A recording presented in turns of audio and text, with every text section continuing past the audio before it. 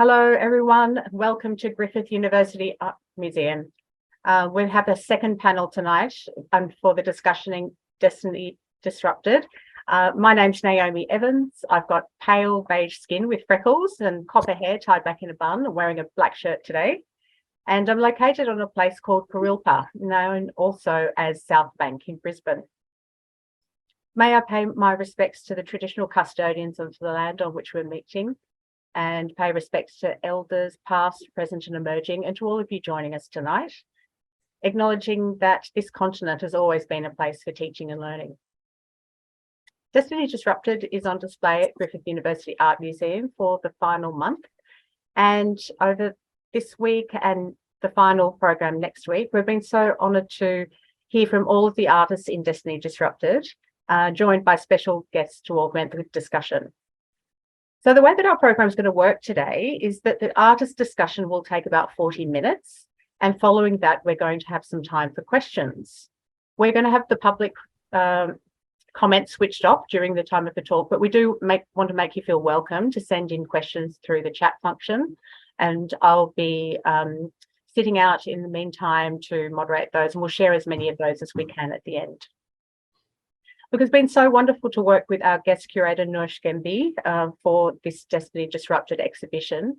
It's a travelling exhibition by Granville Centre Art Gallery, and she'll be joining us next week for our final artist panel called How Art History is Written. But tonight, it's my absolute pleasure to introduce exhibiting artist Philip George in the role of chair to lead a discussion with a poet and artist, Elyas Alavi, and artist, academic, community worker, Safdar Ahmed, on the topic of contemporary witnessing in West Asia. Unfortunately, the poet and author Omar Saka is unable to join us due to some unforeseen circumstances, but hope that you'll all engage with his brilliant work at another time in the future. But Philip George, in addition to being an artist, has worked for many years as a senior academic and an independent curator.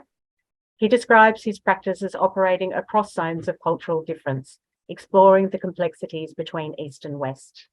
He's travelled extensively over the last 18 years through the so-called Middle East, exploring connections between Australian, Arabic and Persian cultures.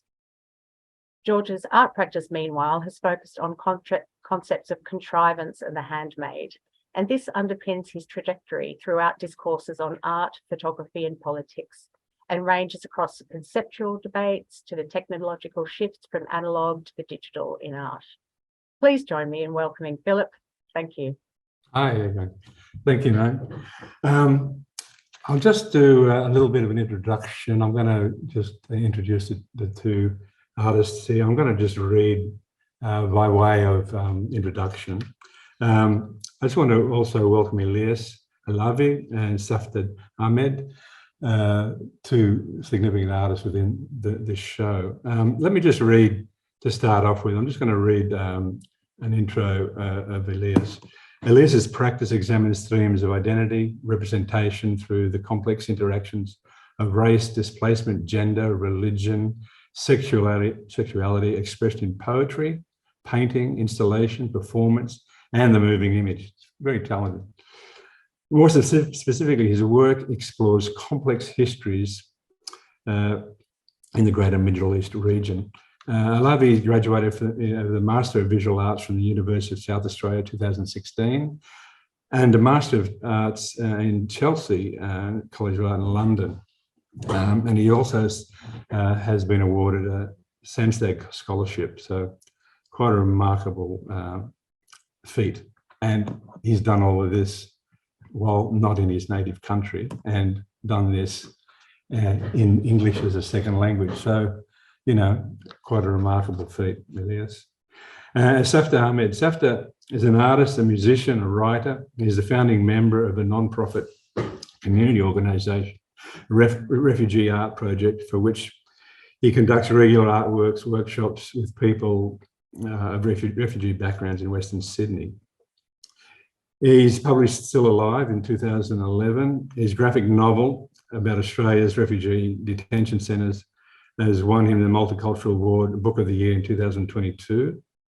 And he's just recently been in Documenta, one of the most important exhibitions in the world, border force sovereignty, modernity, alien citizens, and also just been out down at in Hobart at Mona. So again, amazing and really productive character.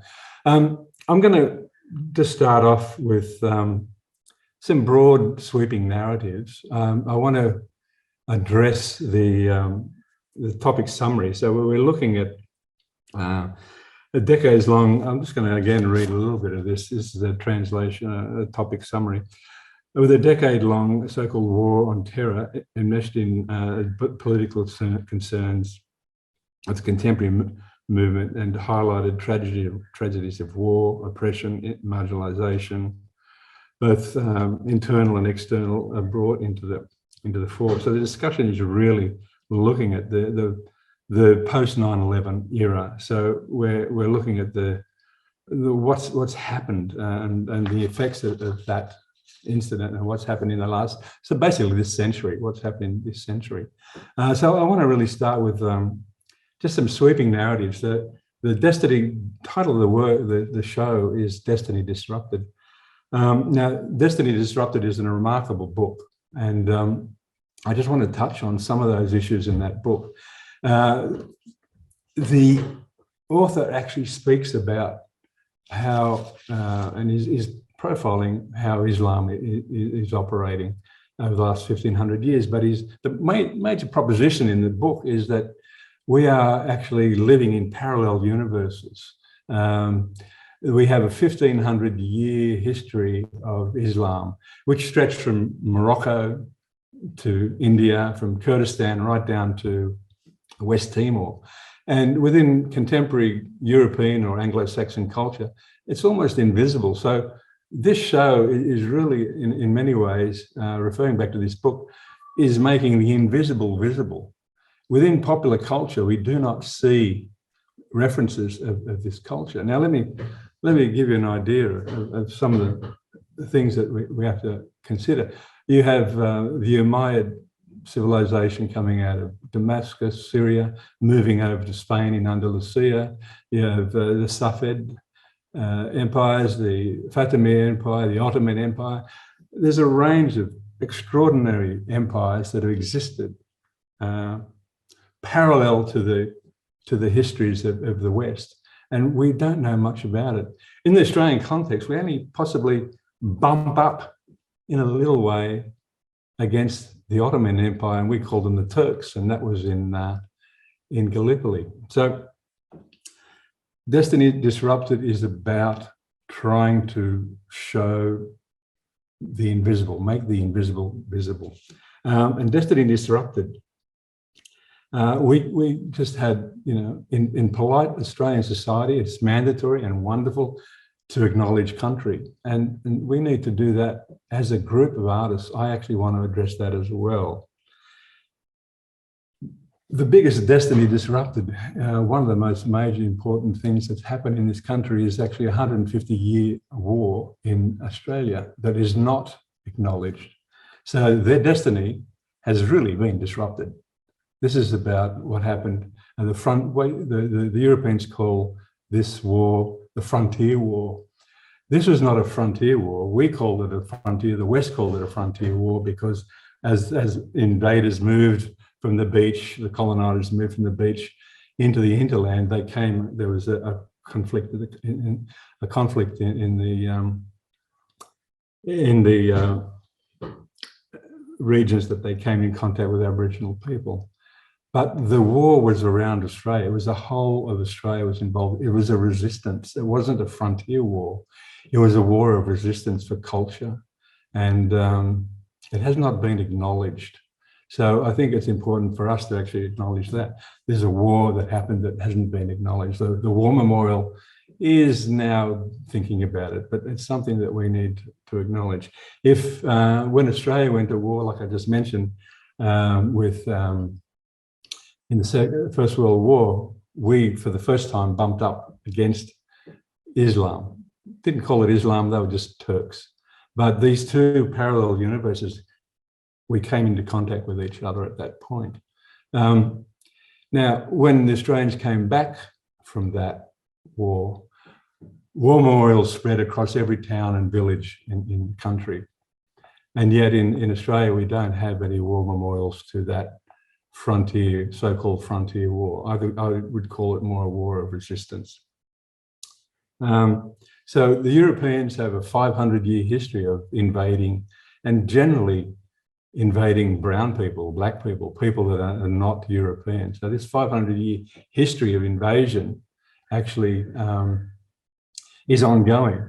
And I'm watching now with interest here, for the first time in that I can remember, we actually have white people being invaded by white people, Europeans. So we have this war that's happening now in Ukraine. And I've noticed that Australia's jumped up and offered bushmasters and drones to the people in the Ukraine. But it makes me think, well, wait a minute, what about the bushmasters for Palestine? What about the bushmasters for Yemen? What about the bushmasters for when Iran was Lebanon was invaded, Libya was invaded? Well, we have this extraordinary hypocritical position where we jump to the defense of the white European. But what has happened in Australia, particularly, jumping on that bandwagon after post 9/11, we have this extraordinary situation where we have the trauma of the Middle East that has been going on, and we have the proposition of Middle Eastern, so-called Middle Eastern, Western Asian resources being plundered. And then to top that off, the populations, the brown populations, have been made the scapegoat. These are the evil and the nasty and the scary Muslims. And we'll have a look at Safdar stuff later on. And then the catastrophe, absolute catastrophe of Afghanistan. So we are complicit in all of this, and we need to acknowledge that this is something that has yet to really be brought to light.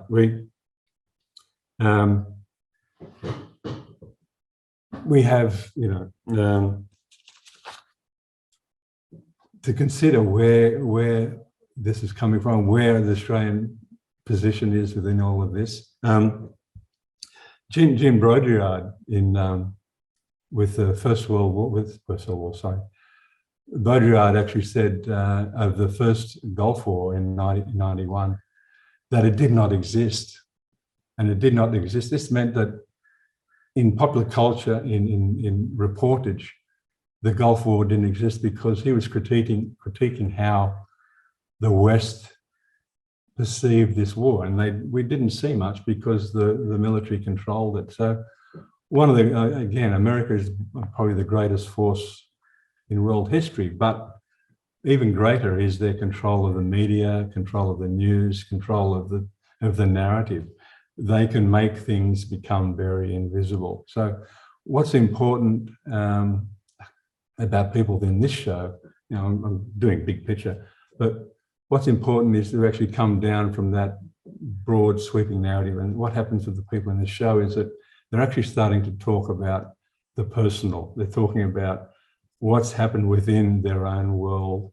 So these tectonic shifts I talk about, the huge invasions, the disregard of human life in Ukraine and throughout the whole of the Middle East over the last, the whole of this century, this 21st century, is something that then impacts back down onto the civilian population. So very critical that we actually have this small voice. It's a group of artists, but it's artists that actually pop up and actually can deliver some narratives. I want to zoom in a little bit now. I just want to come out of that. I'll zoom down into a bit more personal. I've got a fascination for history and those big sweeps of history. So the work I've been doing, I've been using water as a metaphor, as a way of painting a gouache of water. For me, I can hide things in water. The frame of the photograph is framed so that we can excavate a space. And I'm interested in the very way that these histories, these layers of history upon history upon history, can then collapse upon itself. a little narrative. Afghanistan, Taliban, they show up at the Banyan Buddhas. They blow the Banyan Buddhas up. They're iconoclastic. They're this large object, which is a Greco-Greek Buddhist three-dimensional sculpture.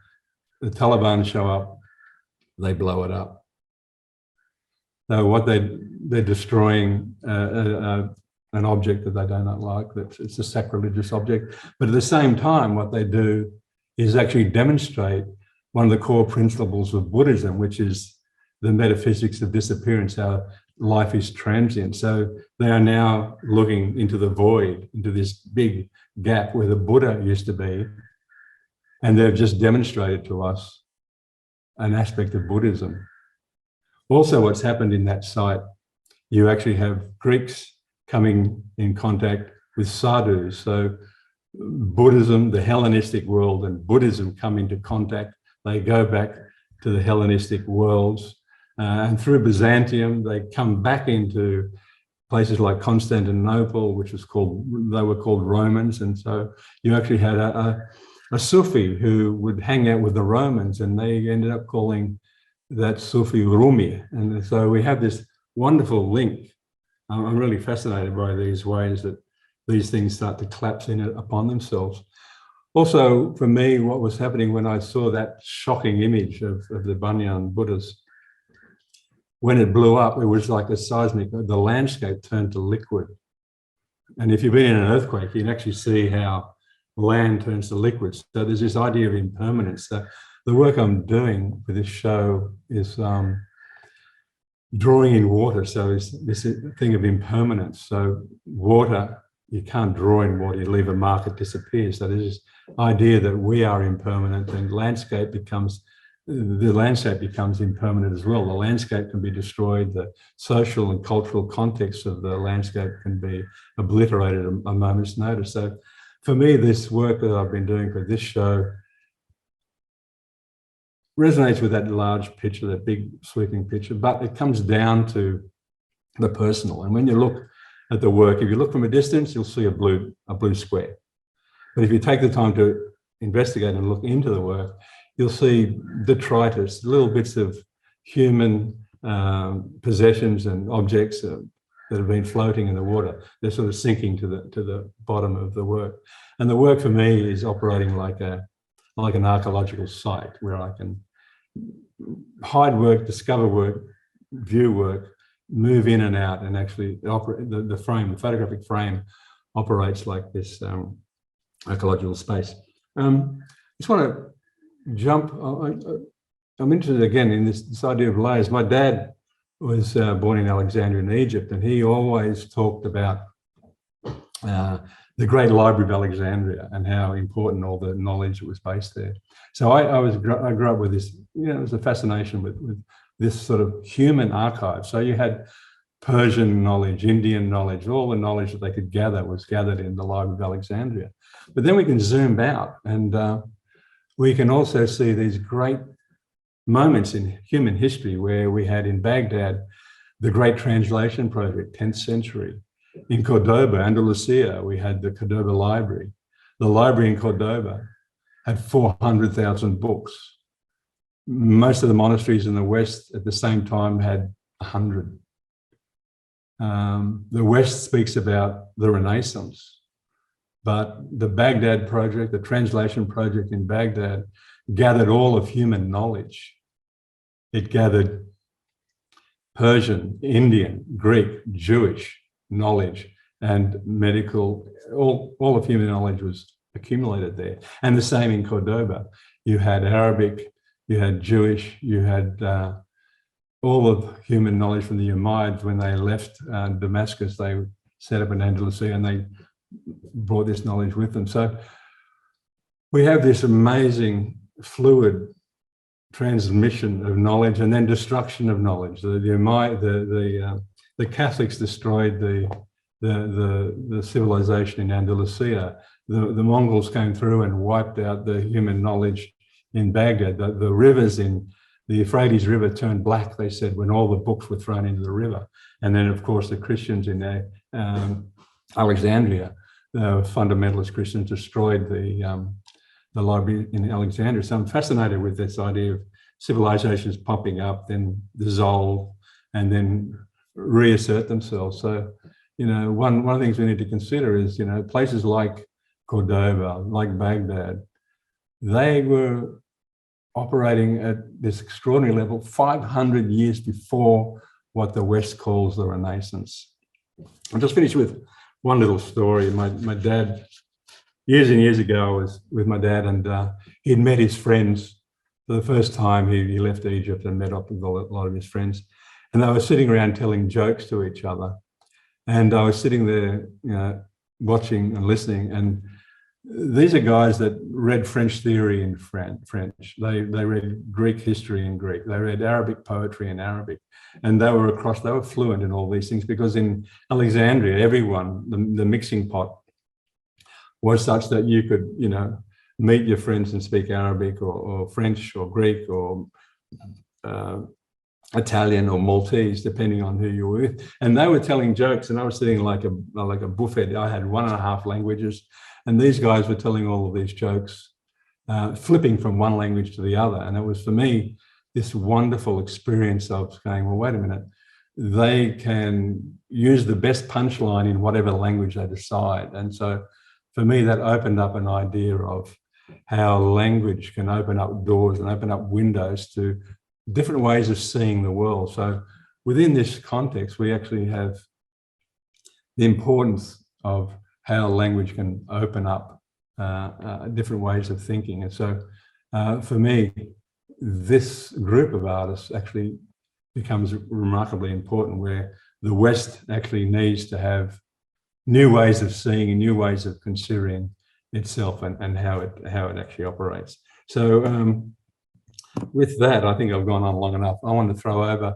maybe Elyas, would you like to kick in from there? Great. Thank you, Philip. It was just so beautiful to hear you speaking, and some of the points you mentioned is very relevant to me and my work and the community that I belong to. When you talked about the the destruction of Buddha in Bamiyan, I did went and saw it after, and for many of the people who lives outside of the country, and even those who are living around the country, everyone pointed out such horrible crimes to one group, which is Taliban. They were the hands who destroyed the Buddhas, but the minds behind Taliban is it goes back to places like especially the United States and the whole Western powers. So they created groups such as Taliban. So when I see that destruction and seeing these media shows like how horrible is and this amazing more than 2,000 years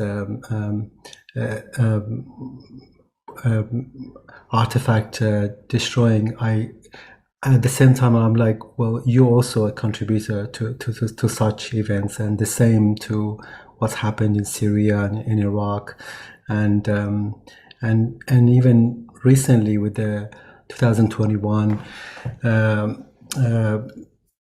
when the country everyone's saying it fell to Taliban, but literally it was really handed over to Taliban. It wasn't it was a deal behind the doors.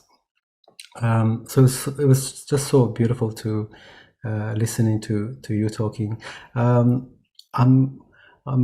gonna talk a little bit about the work that I'm showing in this exhibition, which called Doesn't It Taste of Blood? And I have a few images to show as well. And they in 2019 there was an uprising in Iran where media didn't talk about it much, It was. I'm not sure if you can see the images. I'm gonna try to. To get Dan to throw them up. Yeah. Yes. Can you see the images as well, or not yet? Oh, cool. There you go. Yeah. Actually, we can, if you go to the first one, which is the, this one. So in 2019, there was this uprising in Iran, which media didn't talk about it much. And over a month, more than 1,500 people were killed, were massacred by the government of Iran. And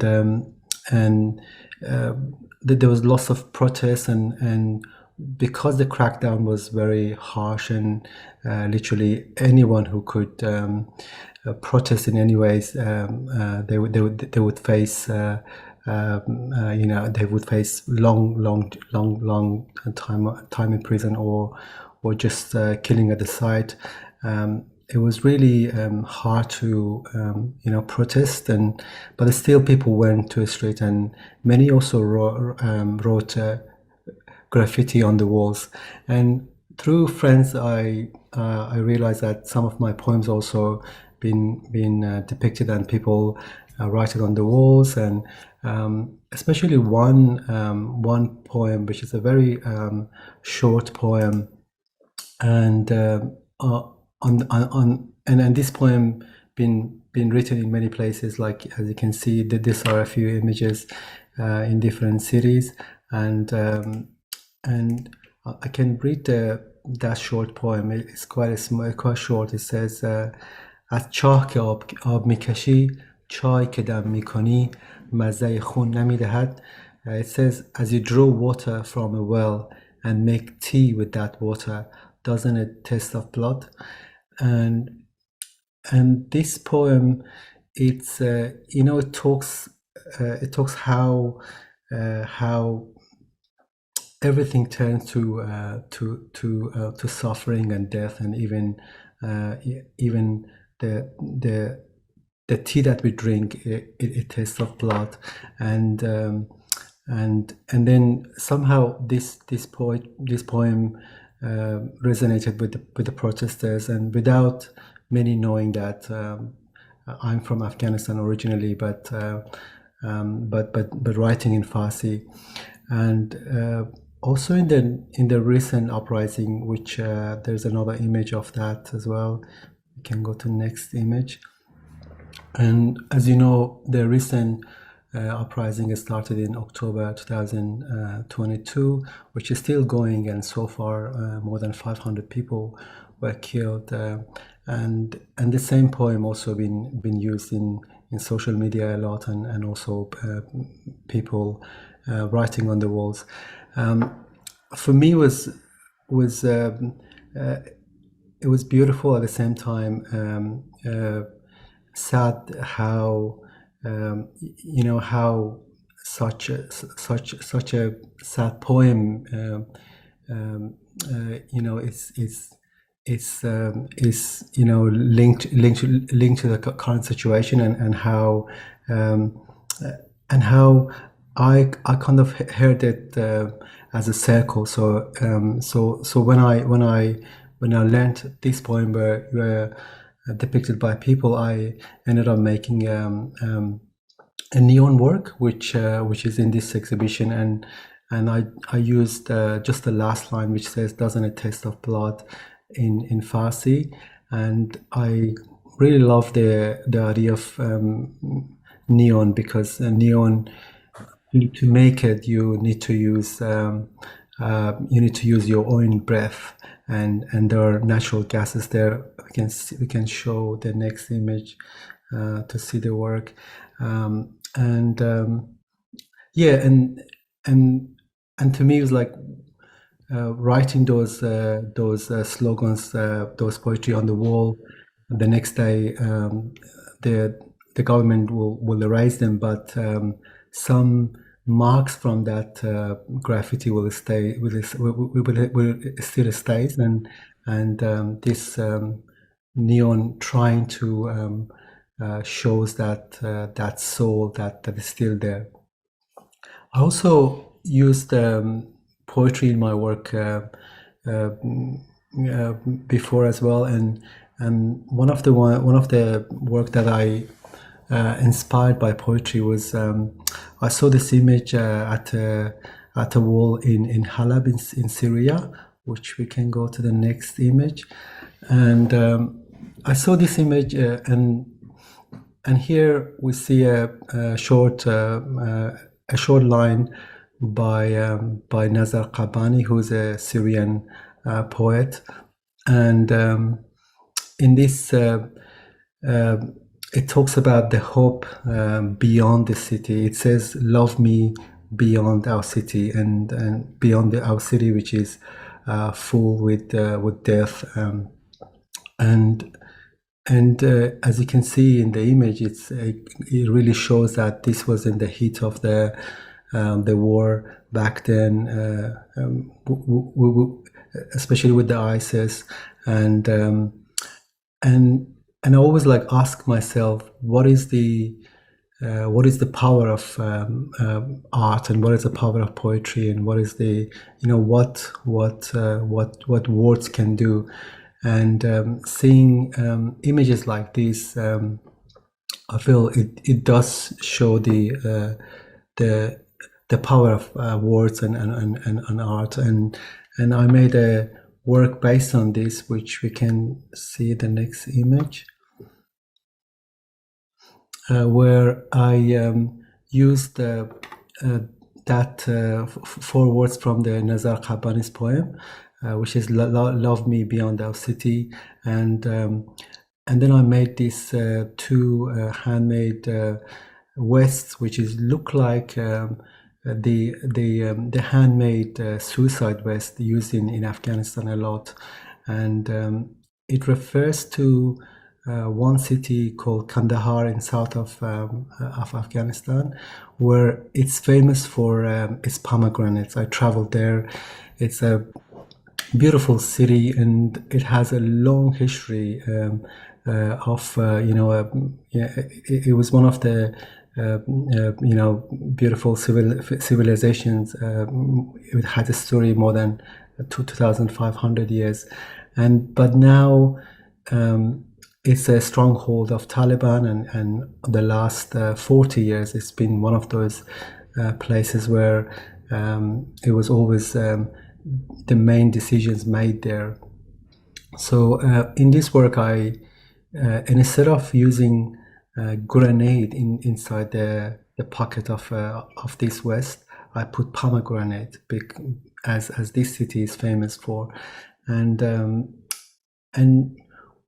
for me, following on what you mentioned about invasion, is that how when I go to museums like Louvre Museum in France, there are lots of artifacts from places like Kandahar.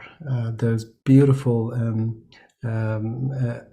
sculptures from there, and then in places like Kandahar or Bamiyan or Kabul, all of those artifacts are looted and sent to museums like Louvre. But instead, the streets are full of weapons made and fabricated in the Western countries, and to me, it's like how the invasion changes its form, and how our sources are looted and taken from us, but instead we've given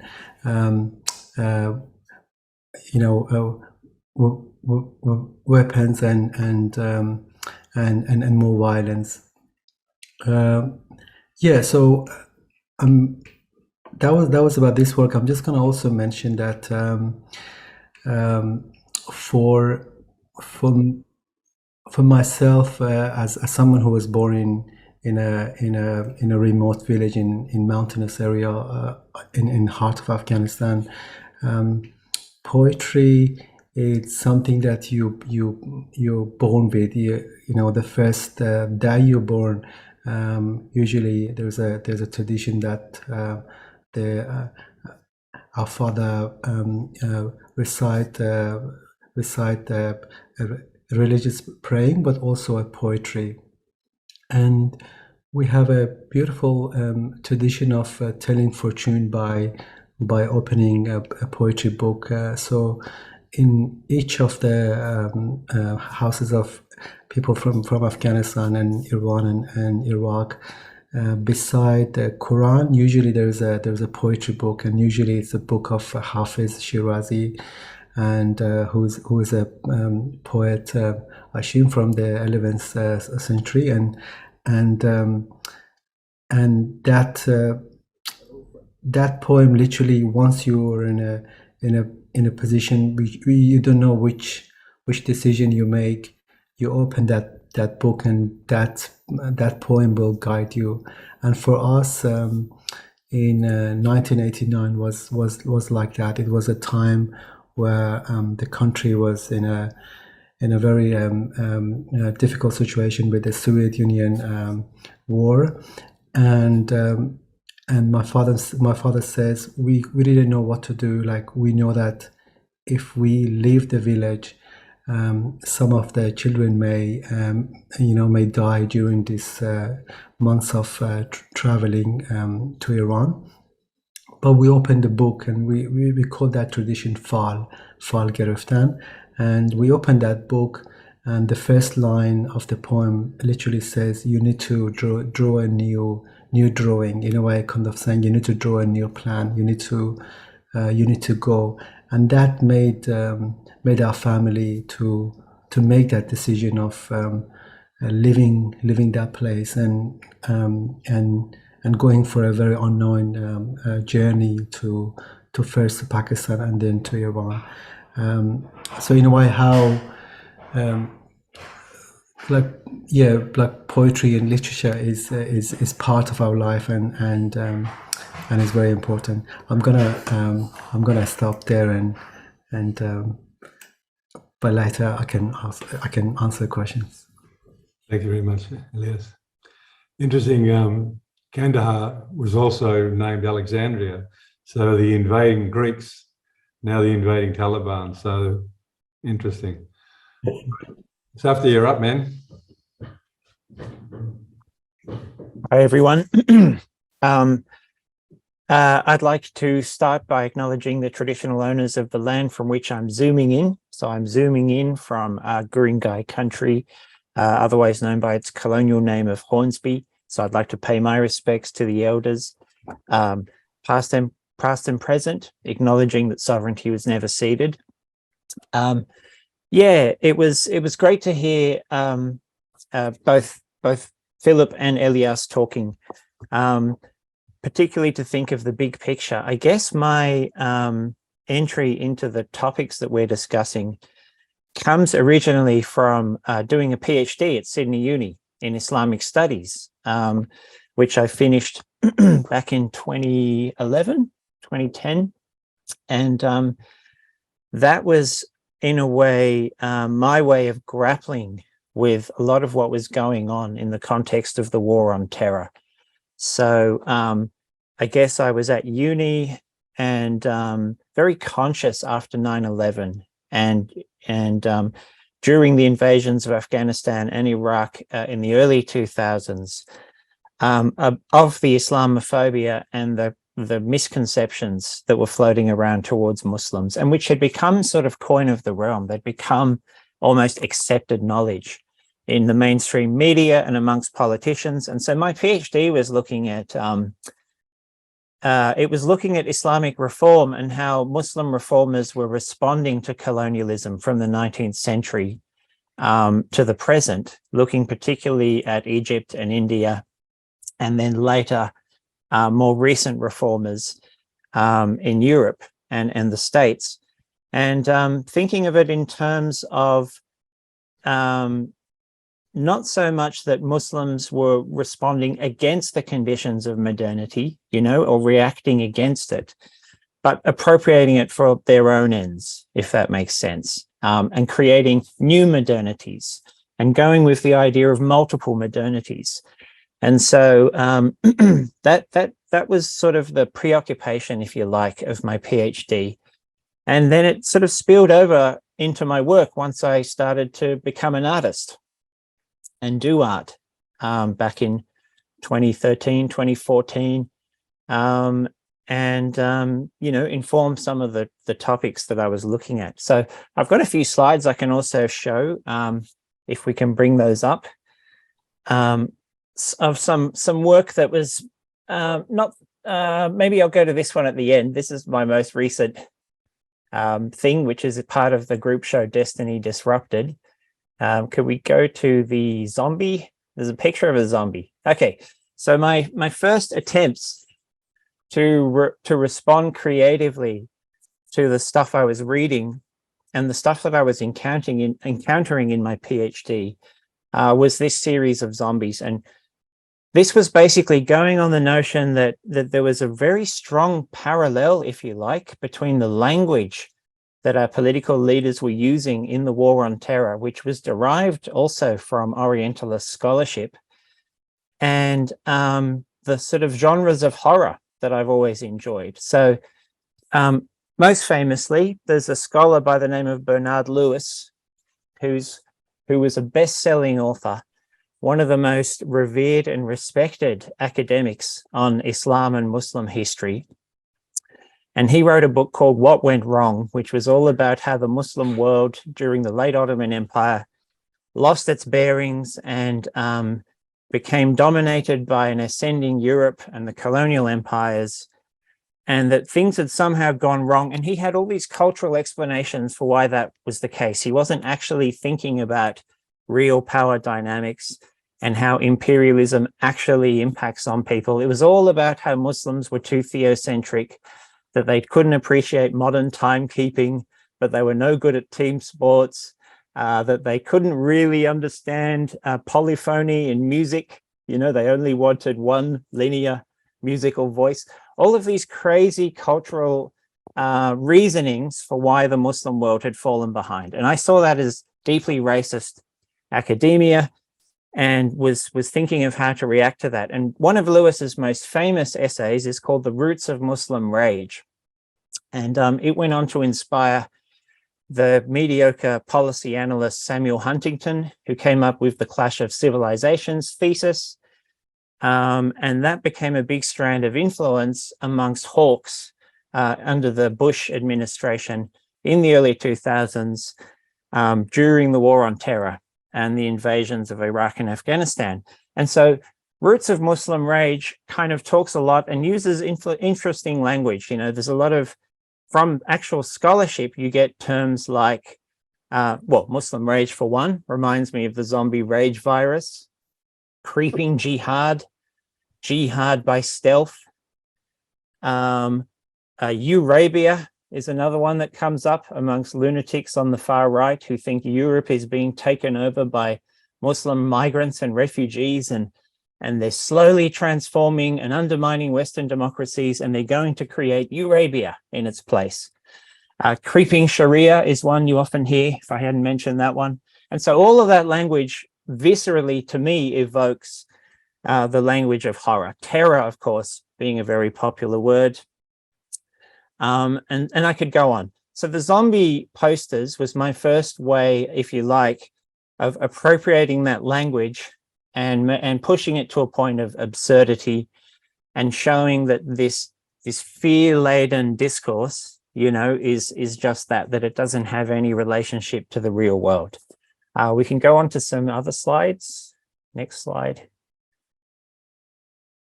Oh, and so this is more recent work that I've been engaged in.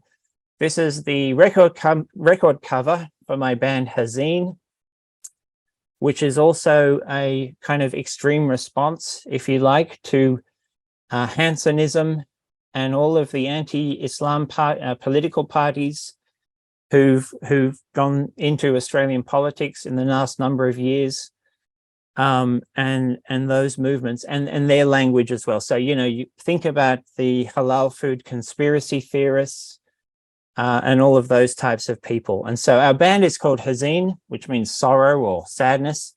but all of our songs are basically confronting Australian racism. So we call ourselves an anti-racist Muslim death metal band. It's an extreme metal response. And again, we dress up in corpse paint using the black metal aesthetic, but as the zombies, you know, as these kind of avenging figures. And there we are. That's a still from Border Fast, which was the video installation that we showed in Kassel in Germany as part of Documenta 15 last year. And we were collaborating with Kazem Kazemi, who's on the right, and he's a brilliant guitar player.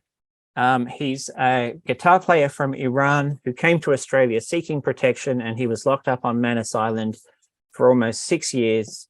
And I actually became friends with him whilst he was on Manus, and we collaborated and wrote a song called Manus Hell, which is on the record that you saw before. And so he used to send me riffs. He would play in the laundry room of the accommodation center that he was in at the time on Manus Island. And long distance through Instagram, we sort of became friends and wrote this song. And then he came finally to Sydney and in late 2011, and we were able to collaborate and make this video work and perform together. So Australia's refugee policies are deeply racist. The connection was made during the Howard era that refugees might be terrorists, connecting Islamophobia and the war on terror fears with the sort of completely fabricated and hysterical xenophobia towards refugees. And so that's been also a mainstay of Australian policy, if you like, since that Tampa election back in 2001. So we wrote some songs about that, and it was a real honor to collaborate with Kazem. Next slide. I've forgotten what I submitted. Okay, so these are some works which are less confrontational, less polemical, or political, if you like. These are works which are more personal to me. This is I did a series of calligraphic works which sort of explore Muslim themes. So my family is Indian on my dad's side. So on that side of the family, we're Indian Muslim from the city of Hyderabad in sort of in the middle of India. And my family adheres to the Chishti order of Indian Sufism. And it was lovely to hear Elyas talking before about the importance of poetry, to Afghan culture, and as well amongst Indians, there's a strong affection for Sufi poetry and Sufi music. And so these works were my way of accessing that. I'm a migrant kid and I haven't learned any traditional techniques of Islamic art. I've never learned to be a calligrapher, and I don't think I would be very good at it if I tried, but this is my way of accessing that tradition and that aesthetic using the tools of the manga artists, because I love doing comics and I use manga, Japanese brush pens a lot in my work. So this is, if you like, a way of localizing Islamic art, making it something, I think everyone should make art. I think it should be a part of everyone's lives. So this is my go, if you like, at doing sort of Sufi-inspired religious art. And the text is often in Arabic. Sometimes there's hidden English words amongst the jumble of lines, and it's Sufi themes and Sufi chants, if you like, that you hear in North India at the shrines of the saints. Next slide. Yeah, and this is basically my recent work, which is part of Destiny Disrupted. And for me, this is really about the importance of community. So my path into making art over the last decade has been through community work and through Refugee Art Project, which is the not-for-profit community art organization that I started with some friends. It began from visits to the Villawood Detention Centre. And we have a studio now in Ashfield in Sydney's inner west. And basically, it's about supporting people through art, getting together, creating a safe space for people to express themselves, and also collaborating with people. And it doesn't have to be about, people having an art training or going to art school or understanding art. It's a way of connecting and coming together in a sort of community context. And the work, nonetheless, is still very powerful and affecting. And so this was my work, which reflects on my visits to the detention centre in Villawood. And the faces and figures in these lightbox artworks are from my sketchbook, which I would take in with me. And people would often ask me to do their portraits or to draw them. And so it's made up of drawings done inside Villawood, and it's combined with poetry and phrases in Urdu, which is the family my father speaks, but also very commonly spoken by Afghan refugees who've lived in Pakistan. And so we've a bunch of these Afghan guys who've all have a Urdu speaking, affiliation from being in Pakistan. We would often talk about poetry and mystical themes, and some of those words, some of the inspiring themes that we were talking about goes into the work. And so some of it is their handwriting and their writing in Urdu, and thinking about, how community and friendship gives us the resources that we need to fight racism. Again, this refers, I think, very much to Australian racism, because Australia's detention system is built very much on structural racism and the continuation of Australia as a colonial project, which weaponizes its borders against outsiders.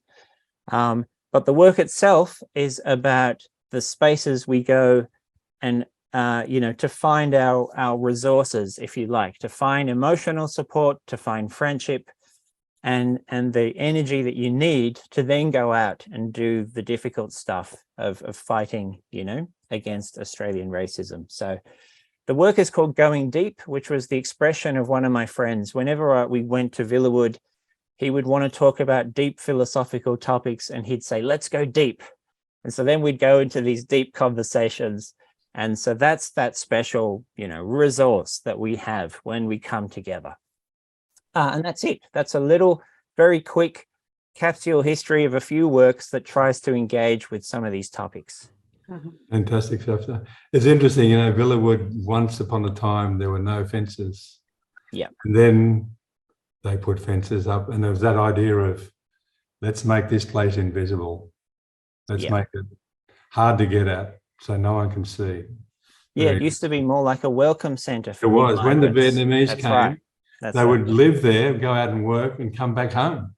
Yeah. Then they decided to put a fence up. Yeah, and same for Afghans who came in the early 80s. Was a far more welcoming space. Yeah, something went deeply wrong. Questions? How are we going? Do we have anyone? Well, I just thought I'd jump in. It's actually very gentle on the question front. So if there are people out there that are listening and you'd like to set a question to our panelists, please feel free to do so. You're really welcome. And if you prefer to remain anonymous, that's absolutely fine as well. Okay. But in the meantime, we can keep going with the discussion. Okay. Let me see.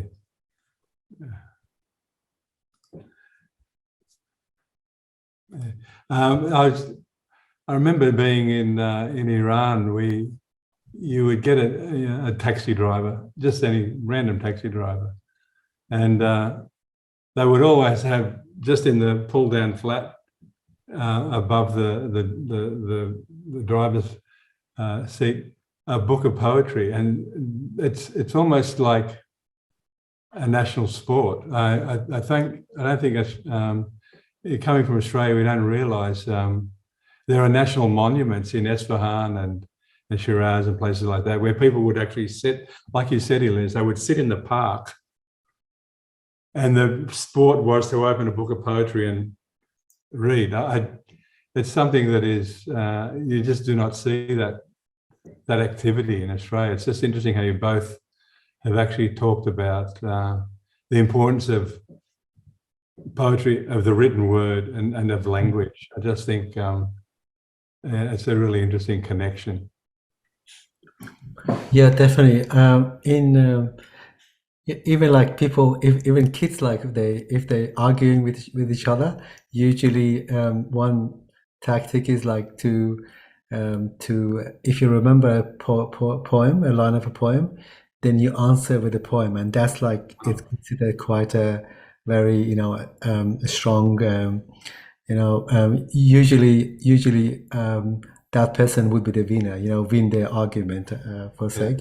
And yeah, I think poetry is a way of also to get away, not being, you're on the fine line of when you're writing poetry by using the symbols and all of those other metaphor and other elements. You can get away. You can say this is a poetry. I'm not, although like lots of poets were present and during the last centuries, but especially the last 100 years so, lots of poets were jailed because of their work, but many they still can get away. And always, like, for government, it's so difficult to to jail poets, because they know that they have that backup by the people. So even in a big genocide happened in 1890 until 1910 in Afghanistan, where lots of minorities, including Hazara ethnic minority, where there was like more than 60% of Hazara people were massacred. And also amongst them, there were the Sufi followers also massacred.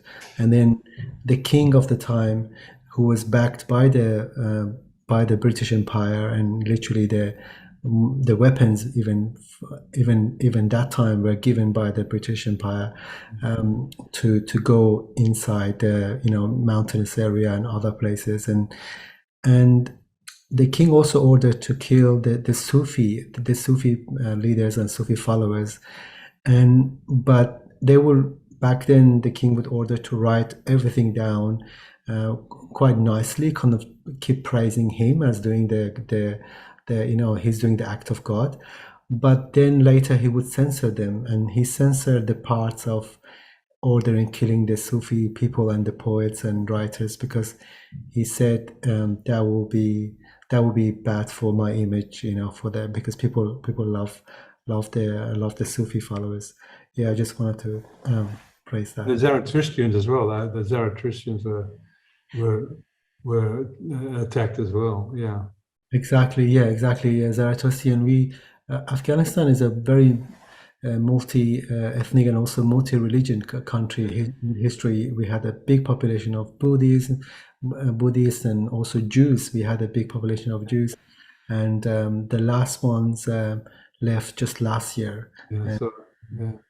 Do you think with the history of poetry, when, for example, the Iranians are dealing with the West, because of the nature, and I don't understand the language, but because of the nature of the poetry and the floral nature of the language, it can bamboozle English speakers, because the language is so circular and poetic that the West sometimes can't understand what's being said, or they are so careful in constructing their words that it's hard to actually work out what's being agreed to or not.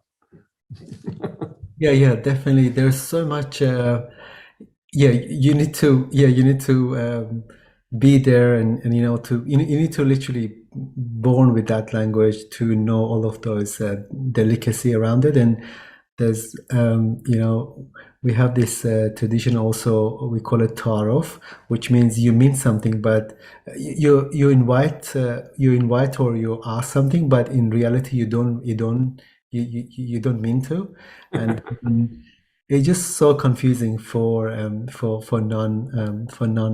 non-Farsi speakers. But yeah, it has so much beauty, and also for lots of community, there's lots of protection as well through language. For example, we don't have he or she, and that helps a lot in terms of, for example, for the LGBTQ community, and no one can directly point out that, saying, "Oh, which gender you're referring to." It's quite beautiful. It's very beautiful. And I noticed that in Iran, that's got the highest sex change operations in the world. the imams are involved with doing that as well. It's strange. Yeah, that goes back to a history which is which takes more time, but very briefly, it's like there's so much pressure as well. There's Yeah, so much pressure for those who doesn't want to do to to change their their organs, but they have no choice, because in Iran they do not accept communities like gay or bisexual or lesbian. So it's only they just giving permission for transgenders to have the surgery, but they consider everyone. If someone is a gay person, they're saying, "Oh, you must do the surgery as well." Very confusing, very weird. Yeah. Yep. Yeah, just one little thing I thought I'd mention is like you, Philip, I sort of grew up in a very monolingual culture growing up here in Australia, but started to study Urdu, my family's language, in uni, and traveled a bunch to India, and ended up doing my honors thesis at uni on Urdu poetry and how it changes under the impact of British colonialism. And what's really interesting is in the 19th century, you have all these reformers who want to change Urdu poetry because Indian Muslims have internalized the notion that their culture was decadent and going wrong. And that's why the British, who are much more sort of sturdy and got all these Victorian values about gender and hard work and all of that, that's why, they've dominated and are running the world, basically. And so you have some, not all, but you certainly have some indigenous reformers who look at their own poetry and say, that's why, our poetry is full of queer, ambiguous, gay themes, and it's full of wine drinking, which is, of course, a metaphysical, metaphor. It doesn't always literally refer to wine. Sometimes it did. And they saw that as a source of decadence and a source of, if you like, backwardness, because they'd absorbed Victorian, ideas about progress and reason and science, and that this was all mystical stuff, which our culture has got lost in. And so that was one way people responded to colonialism, was to try and change themselves. But the more effective response, which comes later, is when, poetry is mobilized against the empire in whatever idiom, whether it's the old traditional idioms or whether it's a new Victorian realism, which they're getting from, reading more sort of, 19th century British poets. It's when they start to say, well, actually, we're going to respond using our cultural resources and show the empire for what it is. And so that's when it gets really interesting. But I love the way poetry has always been an ideological and political battleground, and how it can be used so subversively. Beautiful thing. Yeah. And it seems like at the moment, even like what's happening in Australia today and yesterday and what's happening in Europe, the cycle just keeps continuing. This the colonial empire is still full steam ahead, and Australia still doesn't have even sovereignty. I mean, I noticed when Albo was doing his speech when he got elected, he had 2 Australian flags, which are the Indigenous flags, but we still have a British flag in the corner. We haven't got rid of it yet. So they've got a long way to go, man. Very long way to go. All right, gentlemen, I think we're at time, Naomi. Is that? That's right. Yeah, we are at time. But look, thank you so much. I mean, obviously there's an infinite number of topics on which you could continue. Yeah. And it's been amazing to hear not only these reflections on the destroying and the maintaining of culture, but how language and poetry also serves as a way of thinking through, and the witnessing that's a part of this title, the art that will come and the art that you're all continuing to make. So thank you so much for participating tonight in the panel. was Thank really you. wonderful. If people are interested in listening to this again, we do have a recording of it, which we'll put onto our social media websites. We're in the final weeks of our exhibition too. So until the 25th of March, we look forward to seeing you here in the gallery. And just a reminder that our final artist panel is next week, and it will be 6 p.m. Brisbane time. And we're really excited because it's going to be in person, chaired by exhibition curator Nursh Gembi, and featuring Destiny Disrupted artists Shireen Tawil, Abdul Rahman Abdullah. He'll be on Zoom from Perth, and a local artist and filmmaker called Layla Honari, who's wonderful, and part of Griffith University's film school to help augment that conversation about how art history is written. So I invite you to join us then. Everybody, you can put emoticons or your hands up if you would like to, and thank all of our panelists tonight. Thank you, everybody. Thank you. And thanks, Dan. Thank you for the background work. All the best. Thank you.